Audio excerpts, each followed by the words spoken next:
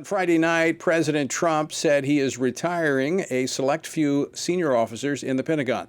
That includes Air Force General Charles Q. Brown, Jr., who has been serving as the chairman of the Joint Chiefs of Staff. Secretary of Defense Pete Hegseth said the move was made to focus on the military's core mission of deterring, fighting, and winning wars.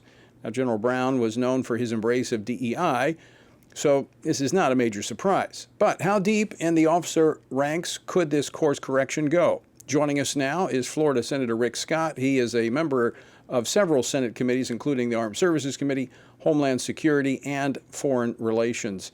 Senator Scott, welcome back to Washington Watch. Always good to see you. Tony, it's always great to see you. Well, here, the President Trump got elected. He's a commander-in-chief. He gets to put together his team. So that's exactly what a president should do. He's got his agenda. He got elected. He was very clear what he's going to do.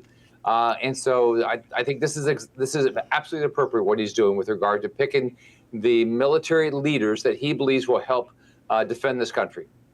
He didn't do this last time, and it became a problem for him his entire 4 years.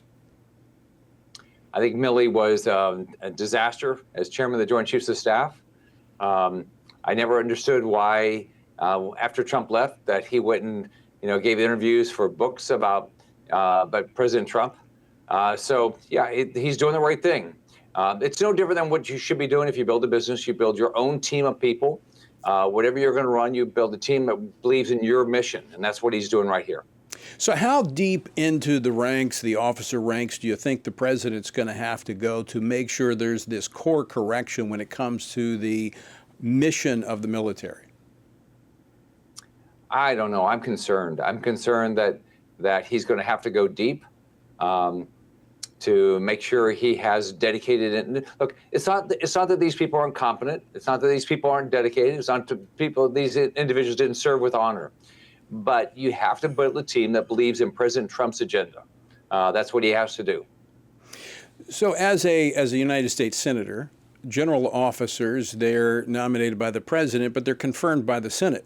And so they have to come, their names come before the Senate, and the Senate can say yay or nay. I mean, will this criteria be considered when these general officers come before the Congress, before the Senate?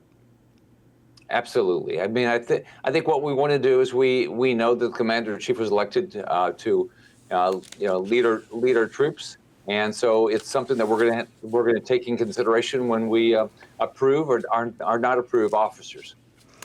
Let's talk, Senator Scott, about USAID that has had a mission since JFK of supposedly supporting our foreign policy, but it looks like over the last 50 years it's taken on a life of its own and not necessarily the priorities of the American people. Absolutely. I mean, they gave they gave money for a cement factory in Gaza to help build tunnels for Hamas.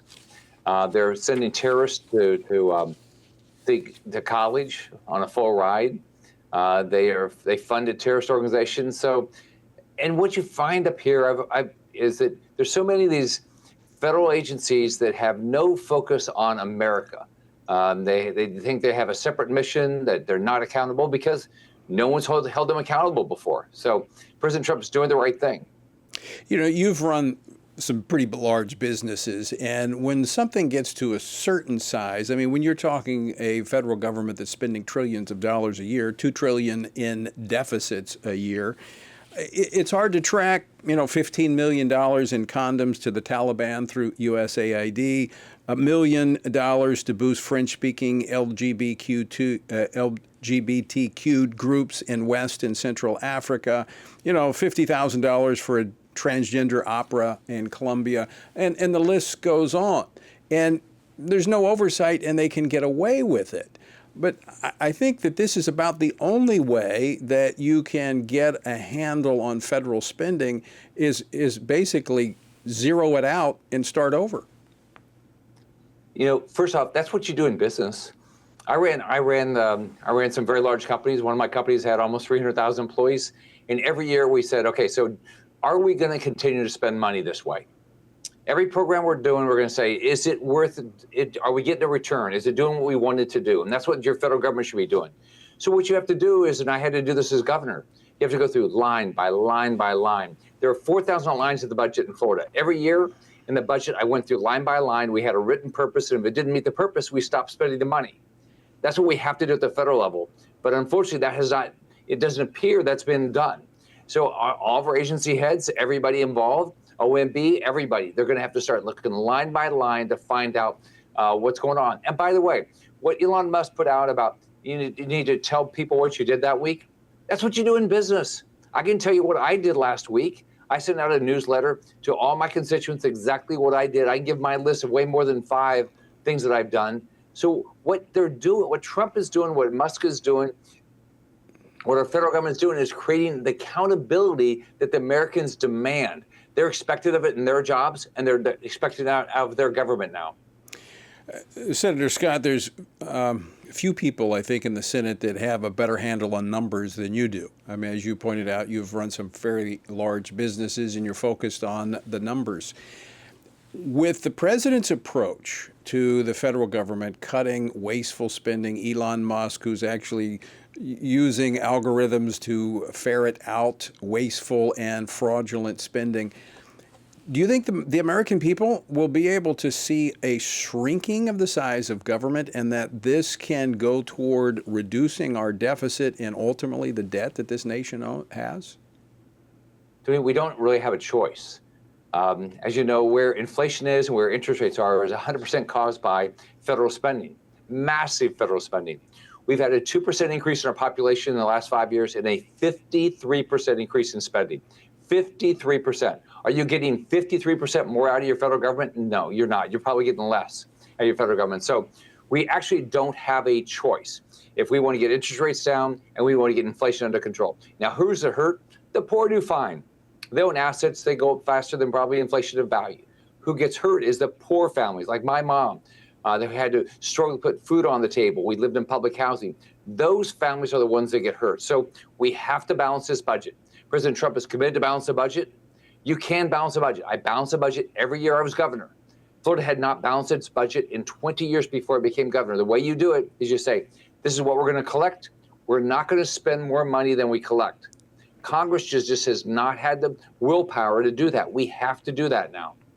Well, that last word is the key here. Congress has not done it because they've not had the will to do this.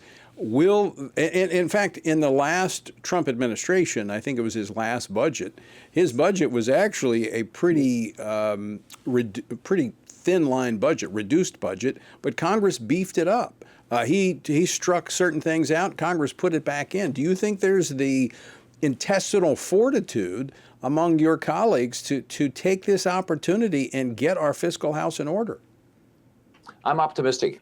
We passed a budget resolution on last Thursday night. It set a top line for the 26 budget that will get us very close to a balanced budget. Now, I'd like it to be balanced, but it was $1 trillion less than what we're spending right now. So now, is it hard to get there? Yeah, but that's what you do. That's what every American has to do with their personal life. There are a lot of nice to haves. Maybe you could have it before, but things have changed. You can't have it now. That's exactly the way the federal government has. We have to think about the budget. We have to live within our means to get inflation under control and get interest rates lower. Senator Scott, last question for you. As you look, and again, I respect your handle on the numbers because you're serious about these things. You've been sounding the alarm on this for quite some time. Realistically, as we move toward that balanced budget, reducing the deficit and ultimately going after the debt, what's the timeline there? How much time do we have, and how long do you think it'll take to happen? It should happen this year. It should happen next week. It's just when are we going to decide it's that important to us to do it? We have a spending deadline of March 14th or government gets shut down. Now, the Democrats want to shut down government right now, but I don't want to shut down government, but I want to balance the budget. You could do it in a week.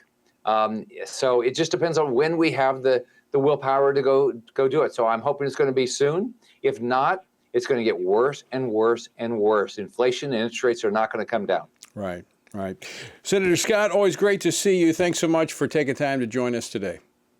So it's always great to be with you. Have a good day.